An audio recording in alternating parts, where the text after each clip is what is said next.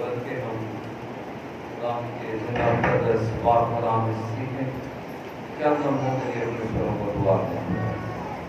اے قادر مطلق خدا پہلوگر کے خالق اور مالک مسیح یسوع میں ہمارے آسمانی باپ، آپ کا تہ دل سے شکریہ ادا کرتے ہوئے آپ کی بارگاہ مقدس میں حاضر ہیں، اور اے خدا دعا کو ہے کہ آپ اپنے وعدوں کے مطابق یہاں موجود ہیں۔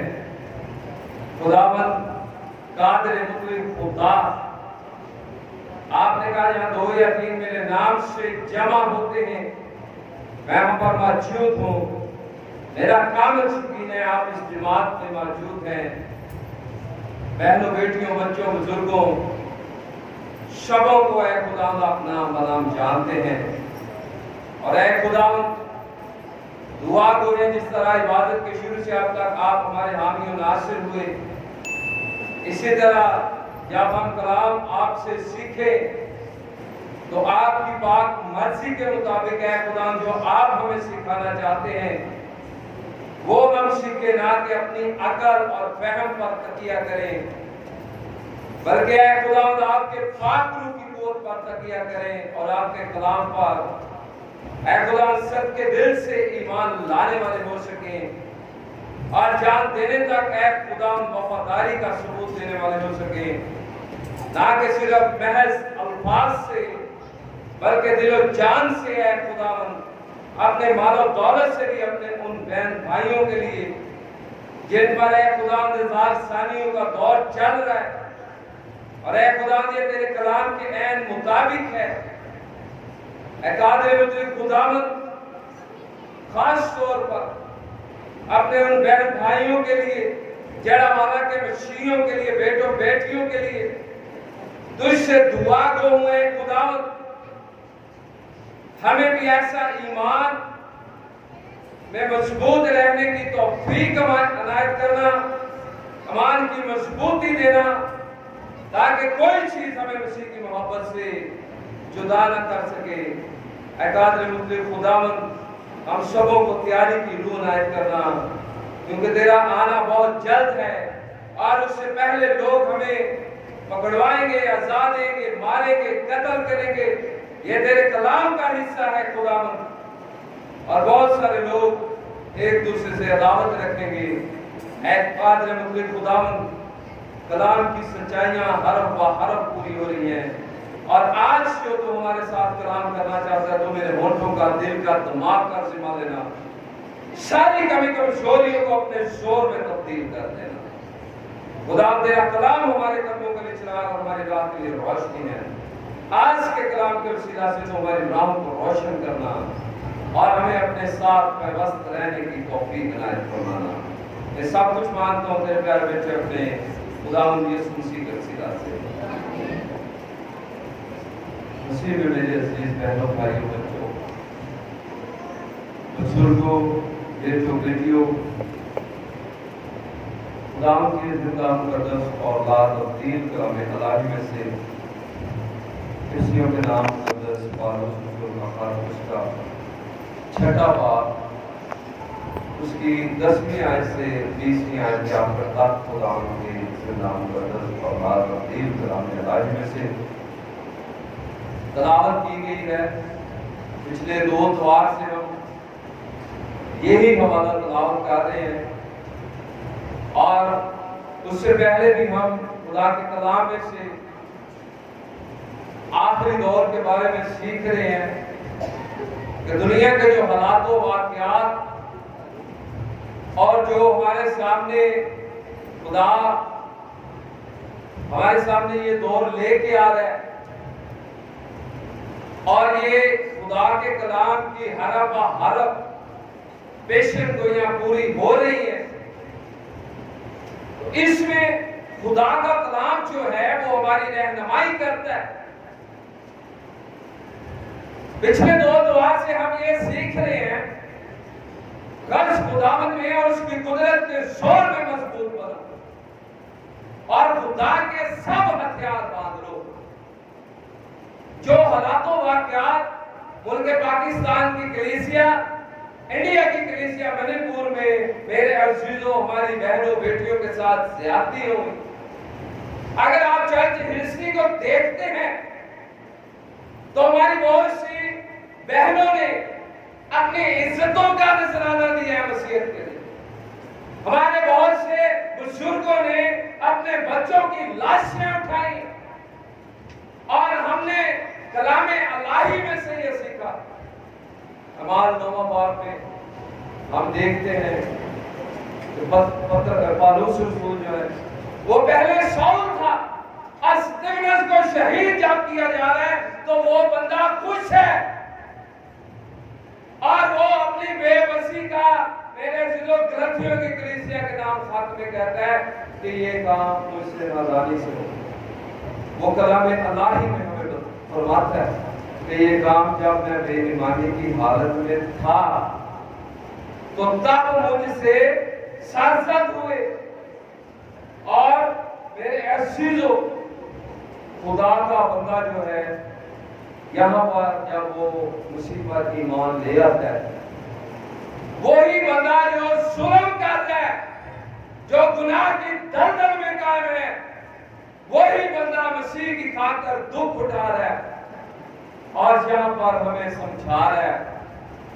آج ہمیں بہت سارے نام نہاد مسیحی رہنما یہ ان باتوں کی ترغیب کر رہے ہیں کہ آپ اپنے لیے ہتھیار خریدیں، اپنا ڈیفنس کریں. تو میرے سلو پھر ہمارا خدا پر تو کوئی توقع نہ ہوا. ایک طرف ہم کہتے ہیں کہ وہ ہمارا محافظ ہے جو نہ سوتا ہے نہ اونگتا ہے اور ہماری قوت خداوند سے آئے گی. اور پالوس رسول جو ہتھیار ہمیں خدا کے کلام کے مطابق کہتا لے لو، وہ ہم نہیں لینا چاہتے، ہم دنیاوی ہتھیار لینا چاہتے. اور پچھلی دفعہ ہم نے دیکھا پالوس رسول ہمیں بتا رہے ہیں کہ ہم جسمانی طور پر جیتے تو ہیں مگر ہمارے ہتھیار جسمانی نہیں ہیں. ہم جسمانی طور پر نہیں لڑتے، کیونکہ آگے چل کر ہمیں پتہ چلتا ہے کہ خدا کے سب ہتھیار باندھ لو تاکہ تم ابلیس کے منصوبوں کے مقابلہ میں قائم رہو. پہلی بات ہے ہمیں ابلیس کے منصوبوں کا پتہ ہونا چاہیے.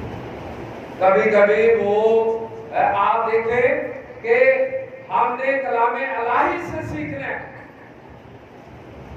کس کس کو اس نے اپنے لیے استعمال کیا.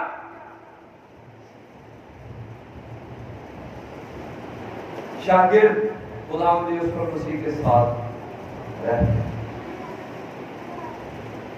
ایک شاگرد جس کا نام یہودا اسکریوتی ہے اور وہ خداوند سے تعلیم پا رہا ہے اور وہ ان کے ساتھ ہے، تو بھی وہ شیطان کے لیے کام کر رہا ہے. اور پترس کے اندر بھی شیطان سما گیا اور خداوند نے کہا میں نے تیرے لیے دعا کی.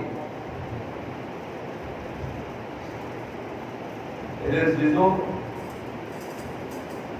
ابلیس کے منصوبوں کو سمجھے. جب تک ہم خدا کے تابع نہیں ہوں گے ہمیں ابلیس کے منصوبوں کا پتہ ہی نہیں چلے گا. دیکھیں وہ ہمیں دنیاوی ہتھیاروں کی طرح اکسا رہا ہے. خداوند نے کہا تم شریر کا مقابلہ نہ کرنا. اگر کوئی تمہارے ایک گال پر تماچا مارے دوسرا بھی اس کی طرف.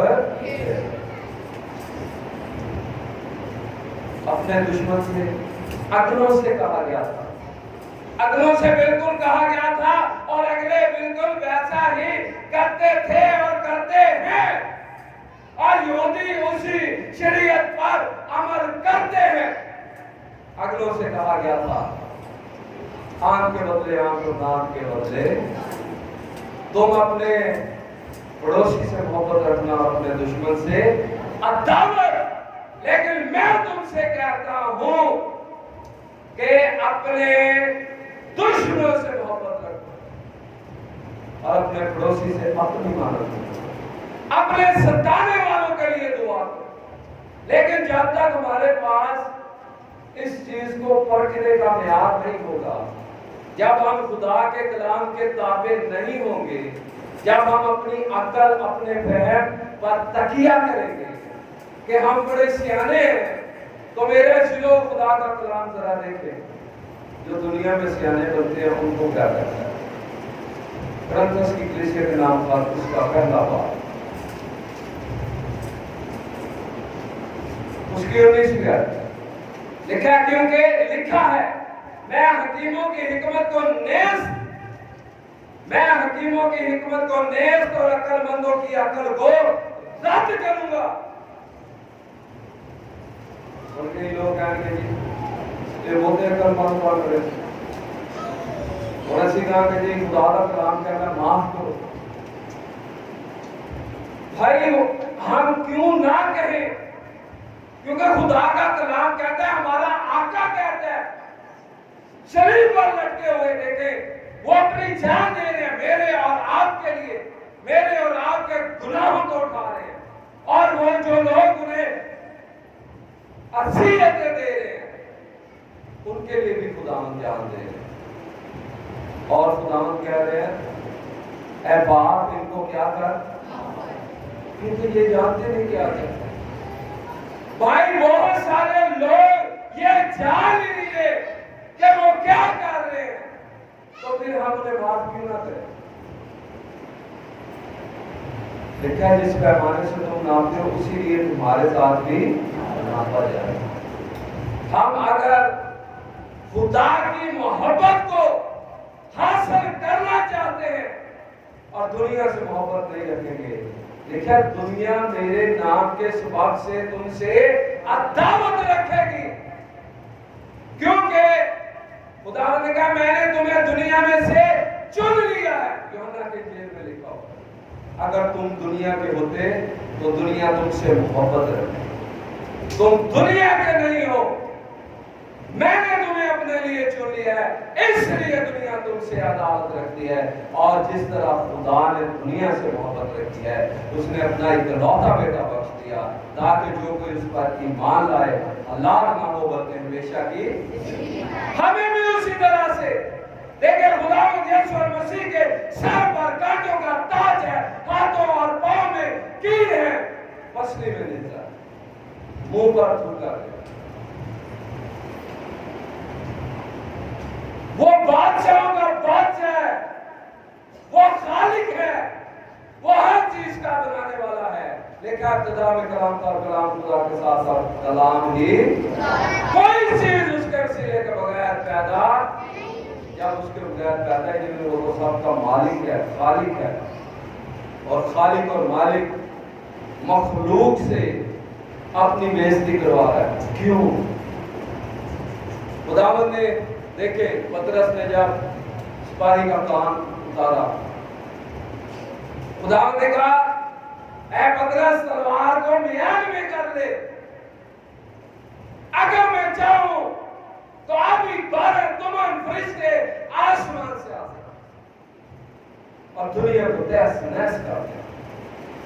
اس کی مثالیں ہمارے پاس سدوم اور عمورہ میں دیکھیں، گھڑی پر میں خاک سیاہ ہو گیا۔ نوح کے زمانے میں دیکھیں، خدا نے حکم کیا، ایک حکم، آسمان نے پانی دے دیا، زمین کے سوتے پھوٹ پڑے، سمندر کے پانی اس کا حکم ماننے کے لیے دنیا کو تہس نہس کرنے کے لیے۔ کیا وہ اتنا کمزور ہے کہ ہمیں اس کے لیے ہتھیار اٹھانا پڑے؟ لیکن جو ہتھیار خدا کا کلام کہتا ہے، اگر ہمیں ابلیس کے منصوبوں میں قائم رہنا ہے تو پھر ان ہتھیاروں کی ہمیں ضرورت ہے، جن کے بارے میں ہم تین ادوار سے پہلا ہتھیار کیا تھا؟ پس سچائی سے اپنی کمر کس لیں، سچائی کا دامن نہیں چھوڑ۔ پہلا ہتھیار ہے سچائی سے اپنی کمر کس۔ سچائی کون ہے؟ یہ ہم نے دیکھا، سچائی خدا ہے، سچائی اس کا کلام۔ خدا نے کہا راہ حق اور زندگی میں ہوں، کوئی میرے وسیلے کے بغیر باپ کے پاس، کوئی تلواریں لے کے نہیں گیا، محبت سے گیا، سچائی سے گیا۔ سچائی یہ ہے کہ ہم اس پر ایمان لائیں۔ اب دیکھیں دوسرا ہتھیار ہم نے دیکھا تھا راشٹر بازی کا بختر لگا، جو ہم نے دیکھا کہ بلٹ پروف جیسے آج کا جیکٹ ہوتی ہے بلٹ پروف، اس طرح کا بختر ہوتا ہے جو آپ کے سینے کی حفاظت کرتا ہے اگر کوئی بات ہو۔ تیسرا ہتھیار ہم نے دیکھا تھا پاؤں میں صلح کی خوشخبری کی تیاری کے جوتے پہن کر، یہ ایک کامل مسیحی جو ابلیس کے منصوبوں میں قائم رہنا چاہتا ہے، اس کے لیے یہ ہتھیار ہے۔ ہم نے سیکھا تھا اس میں کوئی بھی دنیاوی ہتھیار نہیں، اور چوتھا ہتھیار جو میرے ذہن یہاں پر درج ہے، لکھا ہے جب یہ تین ہتھیار آپ لے لیں گے، پالوس رسول کہتا ہے خدا ان کے سب ہتھیار لے لو۔ یہ اپنی مرضی ہے، اگر ہم نے ابلیس کے منصوبوں میں قائم رہنا ہے تو، اگر ہم نے ابلیس کا منصوبہ بننا ہے تو پھر ان ہتھیاروں کی ضرورت نہیں ہے، دوسرے ہتھیاروں کی ضرورت، جس میں ہم نے دیکھا تھا کہ ساری دنیا کشمکش میں ہے اور دب و دو میں ہے کہ ہم ایک دوسرے سے بڑھ کر ہتھیار رکھیں، ٹھیک ہے۔ اور چوتھا ہتھیار جو یہاں پر ہے وہ لکھا ہے ان سب کے ساتھ ایمان کی سپر لگا کر قائم رہو، جس سے تم اس شریر کے ساتھ جلتے ہوئے تیروں کو بجھا سکتے۔ سپر ہاتھ میں ہوتی ہے ایسے، اور پرانے زمانے میں اگر آپ نے پرانی فلمیں دیکھی ہے ہسٹری کی، یہاں کوئی ہسٹری دیکھی ہے تو تیر کے آگے آگ لگا کر فوجی جو ہیں وہ دوسروں پر حملہ کرتے تھے چلتے ہوئے تیروں سے، اور اگلے علاقے میں اس طرح سے آگ بھی لگ جاتی، جھونپڑیوں نما گھر ہوتے تھے ان کو آگے آگ لگ جاتی، لیکن جو سپر ہے اگر کسی پر حملہ کیا جاتا ہے آگے سپر کی جاتی تھی ڈیفنس کے لیے ہوتا۔ لکھا ہے ان سب کے ساتھ ایمان کی سپر لگا کر قائم رہنا۔ ایمان سب سے بڑی دولت ہے مسیحیت کے اندر، مرکزی آیت کے اندر لکھا ہے کیونکہ خدا نے دنیا سے اس نے اپنا اکلوتا بیٹا تاکہ جو کوئی اس پر ایمان لائے، ایمان ہلاکت سے بچاتا ہے۔ جب ہم اس پر ایمان لے آتے، جب ہم اس بات پر ایمان لے آئیں گے کہ خدا محبت کا خدا ہے، خدا ابتری کا خدا نہیں، خدا میرے عزیزو کسی کی ہلاکت نہیں چاہتا، خدا کسی کو مارنا نہیں چاہتا، سب کی توبہ کا نوبت چاہتا ہے، اور وہ یہی ہم سے بھی امید کرتا ہے کہ ہم بھی ایک دوسرے کے ساتھ ایسی محبت۔ آپ دیکھیں ہزاروں سالوں سے انسان خدا کی نافرمانی کر رہا ہے، گناہ کر رہا ہے۔ باغ عدن سے جب گناہ کا آغاز ہوا، اس کے باہر آنے کے بعد بھائی نے بھائی کو قتل کر دیا۔ اس کے بعد بہت سارے ایسے لوگ ہیں جنہیں خدا نے چنا اور انہوں نے بھی گناہ کیا۔ آپ دیکھیں داؤد بادشاہ دوسرے سے عمل اگر آپ پڑھتے ہیں اس کا 12واں باب پڑھیں تو داؤد بادشاہ نے ہتی اوریا کی بیوی لے لی اور ہتی اوریا کو قتل کروا دیا، کہنے کو وہ خدا کا خادم تھا، خدا کا چنا ہوا بندہ ہے، اور خدا اس کی تعریف کرتا ہے اور کہتا ہے کہ مجھے میرے دل کے مطابق ایک شخص مل گیا اگر آپ پہلا دوسرا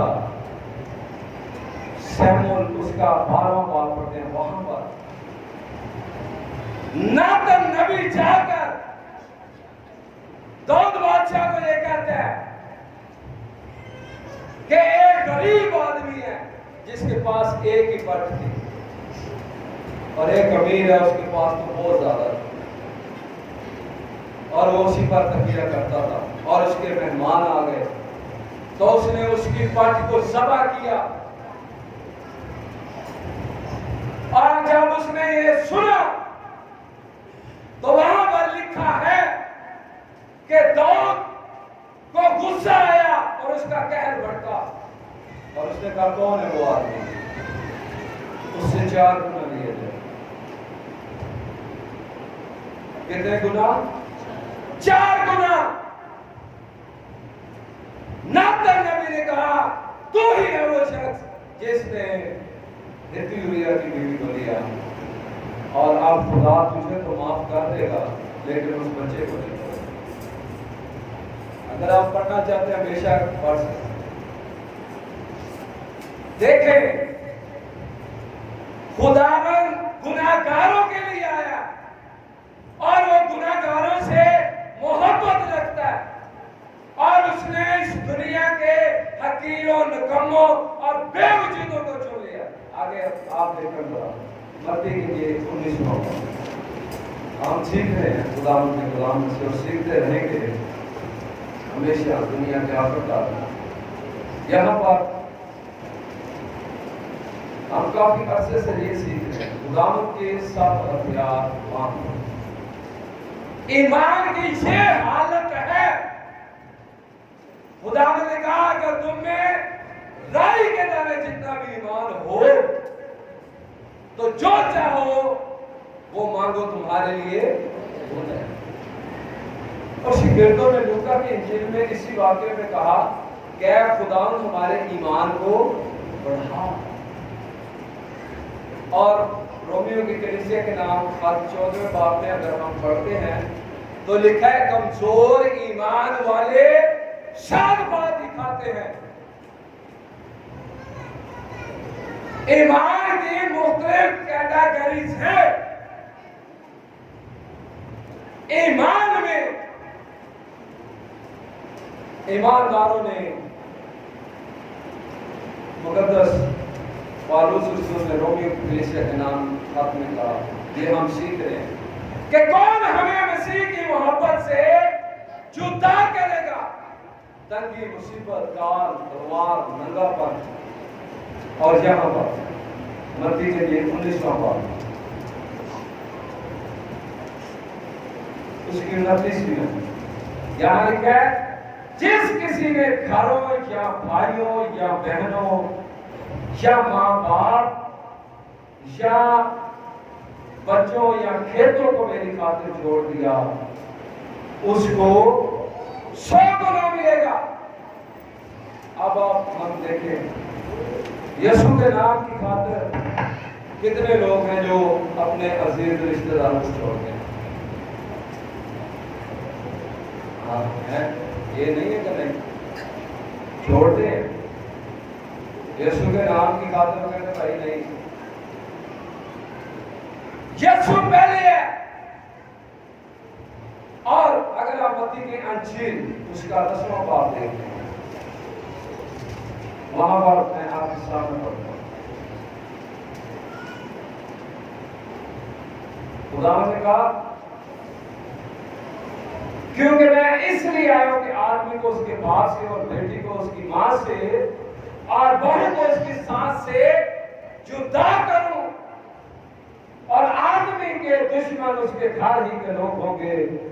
جو کوئی باپ یا ماں کو مجھ سے عزیز رکھتا ہے وہ میرے لائق نہیں ہے، اور جو کوئی بیٹے یا بیٹی کو مجھ سے زیادہ عزیز رکھتا ہے وہ میرے لائق نہیں ہے۔ اور آگے لکھا ہے جو کوئی اپنی صلیب نہ اٹھائے اور میرے پیچھے نہ بولے وہ میرے لائق ہے۔ جب میرے عزیز بہن بھائیو ہمارا ایمان ان سب چیزوں کے ساتھ ایمان ایک ہتھیار ہے جو ہمیں ابلیس کے جلدے و تیروں سے بچاتا ہے، جو ہمارا ڈیفنس کرتا ہے، جو ہر ایک ایماندار کی حفاظت کرتا ہے۔ اور ایمان کے وسیلہ سے دیکھیں، ایمان کا لغوی جو مطلب ہے وہ ہے یقین، بھروسہ اور توقع۔ اور اگر اس کے روحانی معنی دیکھنا چاہتے ہیں تو آپ نکالیے عبرانیوں کی کلیسیا کے نام پر اس کا 11واں باب، اس کی پہلی آیت سے لکھا ہے، اب ایمان امید کی ہوئی چیزوں کا اعتماد اور اندیکھی چیزوں کا ثبوت ہے۔ اور یہاں پر ایماندار لوگوں کے ایمان کی بڑی ہی خوبصورت مثالیں ہیں۔ ہابل کا ایمان قائم کے ایمان سے بہتر، دیکھتے ہیں یہاں پر ایمان ہی سے ہم کو معلوم ہوتا ہے کہ عالم خدا کے کہنے سے بنے، یہ نہیں کہ جو کچھ نظر آتا ہے ظاہری چیزوں سے بنا ہے۔ ایمان ہی سے ہابل نے قائم سے اصل قربانی خدا کے حضور گزرانی، قربانیاں دونوں نے گزرانی، لیکن اصل قربانی ہابل کی تھی۔ اور یہاں پر اگر آپ پورا باب پڑھنا چاہتے ہیں تو پڑھ سکتے ہیں۔ راہب بادشاہ کے بارے میں، ایمان کے بارے میں، اور ابراہیم کے ایمان کے بارے میں، جہاں پر ہمیں پتہ چلتا ہے کہ ابراہیم نے اپنے بیٹے کو خدا کے حضور قربان ہونے سے دریغ نہ کیا۔ اور میرے عزیز بہنوں، بھائیوں، بچوں، بزرگوں، ایمان کی یہ سمپل چوتھا ہتھیار ہے۔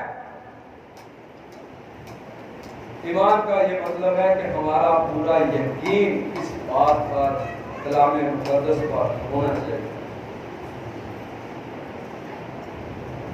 اور خدا کا کلام کہتا ہے کہ تم شریر کا مقابلہ، اور کون ہمیں مسیح کی محبت سے جدا کرے گا؟ تنگی، مصیبت، ظلم، داغ یا ننگا۔ اور پالوس رسول واضح طور پر فرماتے ہیں کہ ہم تو ذبح ہونے والی بھیڑوں کی مالک ہیں۔ ہم نے مقابلہ نہیں کرنا، ہم نے مقابلہ کرنا ہے تو شریر کا مقابلہ، شیطان کا مقابلہ، ابلیس کا مقابلہ۔ اور ابلیس کا مقابلہ ہم کیسے کریں گے؟ جب ہم خدا کے سب ہتھیار باندھ لیں، جب ہمارا یہ ایمان ہوگا کہ خدا ہمارا محافظ ہے، تو پھر ہمیں خدا کا کلام اگر ہم دیکھتے ہیں رومیو کلیسیا کے نام پر اس کے 8ویں باب میں، تو پالوس رسول کہتے ہیں اگر خدا ہماری طرف ہے تو کون ہمارا مخالف ہے؟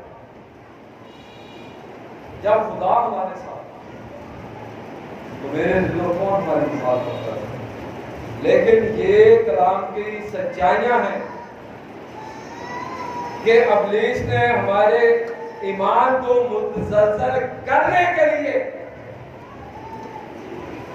ہمیں ٹھوکر کھلانے کے لیے،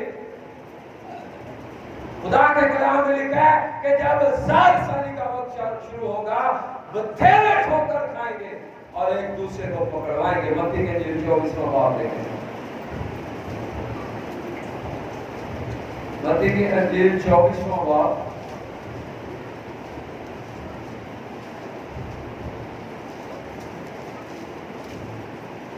چند آیتیں آپ کے سامنے تلاوت کرنا چاہتا ہوں۔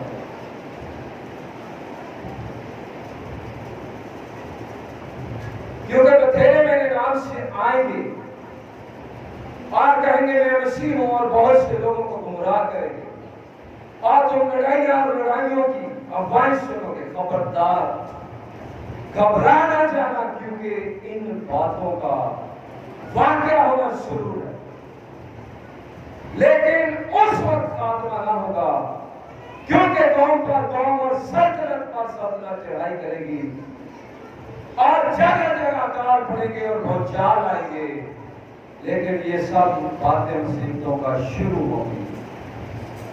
اس وقت لوگ تم کو ساتھ دینے کے لیے پکڑوائیں گے اور تم کو قتل کریں گے، اور میرے نام کی خاطر سب قومیں تم سے عداوت کریں۔ اور یہاں پر دیکھیں لکھا ہے اس وقت بتھیرے ٹھوکر کھائیں گے، یعنی جن کا ایمان کمزور ہوگا، جن کے پاس خدا کا ہتھیار ایمان کی شپ پر نہیں ہوگی، وہ ابلیس کے جلتے ہوئے تیروں سے بچ نہیں سکیں گے، وہ ابلیس کے منصوبوں میں قائم رہ نہیں سکیں گے۔ لکھا بتھیرے اس وقت ٹھوکر کھائیں گے اور ایک دوسرے کو پکڑوائیں گے اور ایک دوسرے سے عداوت رکھیں گے، اور بہت سے جھوٹے نبی اٹھ کھڑے ہوں گے اور بتھیروں کو گمراہ کریں گے، اور بے دینی کے بڑھ جانے سے بتھیروں کی محبت ٹھنڈی پڑ جائے گی، مگر جو آخر تک برداشت کرے گا وہی نجات پائے گا۔ ہمارا ایمان ہے کہ خدا گناہگاروں کے لیے ہے۔ جب ہمارا یہ ایمان ہے اور اس پر یہ الزام بھی ہے کہ تمہارا استاد گناہگاروں کے ساتھ، رسول لینے والوں کے ساتھ کھاتا پیتا اور اٹھتا بیٹھتا ہے، تو خدا نے کیا کہا؟ تندرست کو طبیب کی ضرورت نہیں ہے، بلکہ کس کو ہے؟ بیمار کو ہے۔ اس شخص کو جو خدا سے پرے ہے، دور ہے، خدا کے کلام سے دور ہے، اسے خدا کی ضرورت ہے، خدا کے کلام کی، خدا کی محبت کی ضرورت ہے۔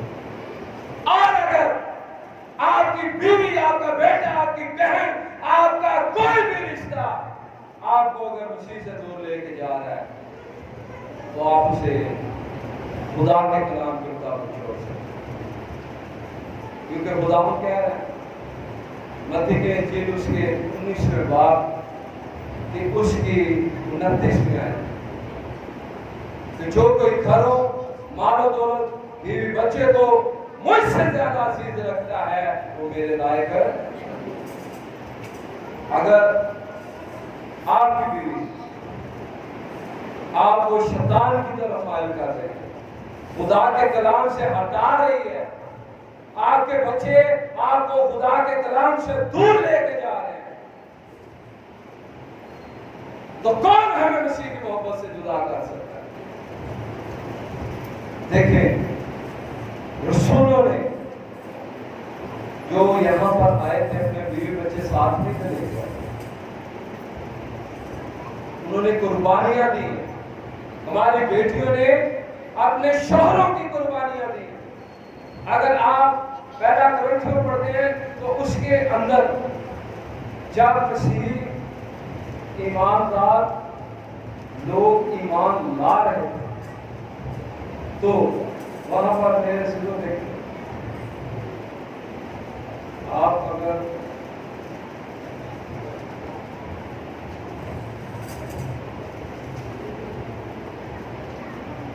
دیکھیں اس کا 7واں باب ہے، اس کی چار آیتیں آپ کے سامنے پڑھیں۔ اور جس عورت کا شوہر با ایمان نہ ہو، اس کے ساتھ رہنے کو راضی ہو، تو وہ شوہر کو چھوڑ دے۔ اب عورت کو یہ کہا جا رہا ہے جس عورت کا شوہر با ایمان نہ ہو، یعنی اس کا ایمان یسوع پر نہ ہو اور وہ اسے خدا کے کلام سے دور لے کے جا رہا ہے، تو یہاں پر عورت کا حکم ہے کہ وہ اسے، یہ ہمارے ایمان کا حصہ ہے۔ اور اسی طرح کا ایمان میرے سے لوگ مردوں کے لیے، لیکن کیونکہ جو شوہر با ایمان نہ ہو وہ بیوی کے سبب سے پاک ٹھہرتا ہے، اور جو بیوی با ایمان نہیں وہ مسیحی شوہروں کے باعث پاک ٹھہرتی ہے، ورنہ تمہارے فرزند ناپاک ہوتے مگر آپ پاک ہیں۔ لیکن مرد جو با ایمان نہ ہو، اگر وہ جدا ہونا چاہے تو ہونے دو، مرد کو جانے دو۔ اگر پہلی تو بات ہے ہمیں جو ہم مسیحی لوگ ہیں ایمان کی صفت کے بارے میں ہمیں پتہ ہونا چاہیے کہ جو ایماندار لوگ ہیں جن کا ایمان اس بات پر ہے کہ کلمہ مجسم ہوا میرے اور آپ کے لیے اس دنیا میں آیا اس نے صلیب پر میرے لیے آپ کے لیے پوری دنیا کے لیے جان دی ہے ایمانداروں کے ساتھ شادی کیا کریں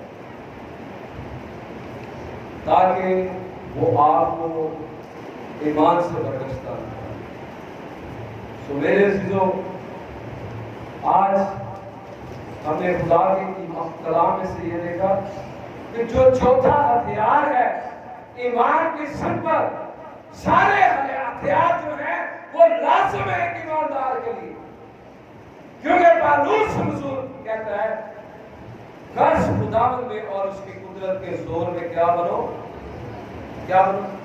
مضبوط بنو ٹھیک ہے اور خدا کے سب ہتھیار باندھ لو سارے ہتھیار ضروری ہیں ایمان کی صفت ہونا ضروری ہے ایمان کے لیے ہمیں اگر اپنی جانوں کا نذرانہ دینا پڑتا ہے تو وہ بھی میرے عزیزو میرے یہ کام نہیں خداوند کے کلام میں لکھا ہے جو کوئی میرے نام کی خاطر اپنی جان کھوئے گا وہ اسے بچائے گا اور جو کوئی اپنی جان بچائے گا وہ اسے کھوئے گا جان دینے تک کیا ہے وفاداری ہے جان دینے تک وفادار ہے تو میں تجھے زندگی کا اگر جان دینے تک ہم خدا کے کلام کے ساتھ وفادار نہیں رہتے اس میں کوئی رشتہ آتا ہے کوئی ناطہ آتا ہے کوئی ہمارا تعلق آتا ہے ہمارا چرچ آتا ہے ہماری ڈینومینیشن آتی ہے جو ہمیں خدا کے کلام سے دور لے کے جاتی ہے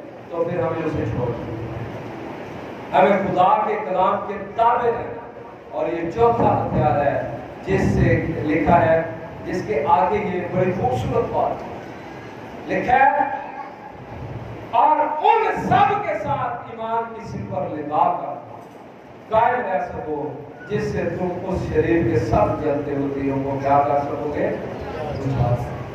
ایمان میں اتنی طاقت ہے صوبیدار کا ایمان یہ تھا اس نے خداوند کو کہا خداوند نے کہا میں تیرے گھر آؤں گا اس نے کہا ہے خدا میں اس لائق نہیں ہوں کہ تو میرے گھر آئے جس طرح سپاہی میرے تابع ہیں اسی طرح سب کچھ تیرے تابع اس کا ایمان اتنا بڑا اس نے کہا میں نے اسرائیل میں بھی ایسا ایمان نہیں دیکھا اور لکھا کہ اسی گھڑی اس کے خادم نے گھر میں شفا اور ایک کنعانی عورت ہے جب خداوند یسوع مسیح اور ان کے شاگرد سور اور سیدا کے علاقے میں سے نکل کے آ رہے ہیں وہ پیچھے چلا رہی ہے میری بیٹی کو ایک جو بری روح ہے وہ کیا کرتی ہے ستاتی ہے خداوند نے کہا میں اسرائیل کی کھوئی ہوئی بھیڑوں کے سوا کسی کے پاس نہیں بھیجا گیا کیا تو نہیں جانتی لڑکوں کی روٹیاں لے کر کتوں کو دینا روا نہیں اس نے کہا ہاں مالک لیکن نوکر بھی وہ روٹیاں کھاتے ہیں جو ان کے مالکوں کی میز سے کیا ہوتی ہیں گرتی ہیں تو خدا نے کہا پھر سے کہ اسرائیل کے اندر بھی ایسا ایمان نہیں اور اسے کہا جو تو چاہتی ہے تیرے لیے اور لکھا اسی گھڑی اس کی بیٹی نے شفا اور خدا نے کہا کہ اگر رائی کے دانے جتنا ایمان ہمارے اندر ہوگا تو جو چاہو کہ مانگو گے وہ مل جائے گا اگر اس میں شک ہے تو پھر کچھ نہیں ملے گا پھر ایمان نہیں ہے پھر جھوٹا ایمان ہے کمزور ایمان ہے جب ہمارا کلام کے اوپر یہ یقین ہے کہ ہمیں ابلیس کے مقابلوں میں قائم رہنا ہے تو پھر خدا کے ہتھیار ہمیں لینے ہیں بس سچائی سے اپنی کمر کس کر راست بازی کا برتن لگا کر پاؤں میں صلح کی خوشخبری کی تیاری کے جوتے صلح کی خوشخبری یہی ہے نا सुलह, इससे बड़ी सुलह कौन सी है कि खुदा ने दुनिया से मोहब्बत रखी कि उसने अपना इकलौता बेटा, ताकि जो कोई इस पर ईमान लाए हलाक ना होकर के हमेशा की। और उसके साथ लिखा हुआ है कि ईमान की सिफत लगाकर, ईमान हमें हलाकत से बचाता है, इब्लीस के जलते हुए तीरों से बचाता है। और यहाँ पर लिखा है कि उन सब के साथ ईमान की सिफत लगाकर कायम रह सको, जिससे तुम उस शरीर के जलते हुए तीरों को बुझा सकोगे। जो शैतान हम पर हमला करेगा वो ईमान से, ईमान की सिफत से ईमान हमारी डिफेंस करता है। क्योंकि जब हमारे अंदर ईमान की मजबूती होगी, और ईमान मजबूत किस तरह होगा, जब हम लिखा है अब्रानियों की कलीसिया में कामल करने वाले यीशु की तरफ और ईमान के बानी की तरफ, जो ईमान का बानी है उसकी तरफ हमारी निगाहें होंगी, तब ईमान पुख्ता होगा। जब हमारा यकीन भरोसा इस कलाम पर होगा, हमारे खुदावंद पर होगा, इधर उधर की बातों पर नहीं बल्कि खुदावंद पर होगा, फिर कोई भी दुनिया की ताकत हमें मसीह की मोहब्बत से जुदा नहीं कर सकेगी। खुदा हमारी तरफ है तो फिर कौन हमारा मुखालिफ है। मेरे दिलों के हथियारों को समझें, दुनियावी हथियारों के चक्रों में ना पड़े। दुनिया के नाम नवाज मसीही जो हैं वो ये चाहते हैं, और दुनिया के और दूसरे भी लोग जो हैं जो मसीह के खिलाफ साजिश कर रहे हैं, इब्लीस का हिस्सा बने हुए हैं, इब्लीस के मंसूबों में कायम हैं, वो भी ये चाहते हैं कि जिस तरह दुनिया के दीगर लोग हैं मसीही भी हथियार उठाएं और उनके साथ लड़ें। लेकिन हमारे खुदावंद ने हमें अपने हथियार दिए। आज हमने चौथे हथियार के बारे में सीखा कि क्या है ये ईमान की, ये डिफेंस करता है, और ये सबसे मजबूत हथियार है जो इब्लीस के जलते हुए तीरों से हमें महफूज करता है। खुदा आज के इस कलाम के वसीला से हम सबों को बड़ी बरकत दे। आमीन। खुदा नवाज। आमीन।